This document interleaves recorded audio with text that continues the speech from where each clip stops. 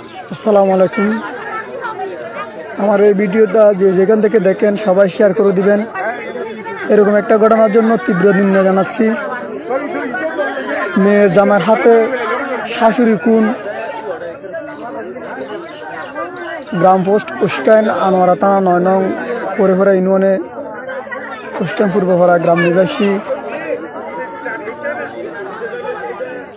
মোসাম্মদ রশিদা বেগমকে তার মেয়ের জামাই তাকে নিজ হাতে খুন করল। এরকম একটা ঘটনার জন্য আমরা তীব্র নিন্দা জানাচ্ছি।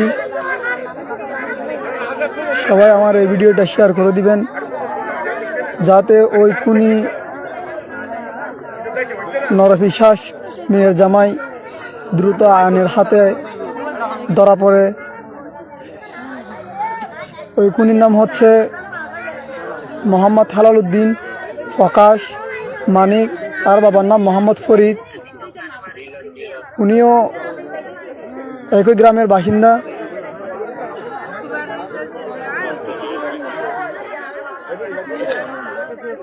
সবাই এই ভিডিওটা শেয়ার করে দেন।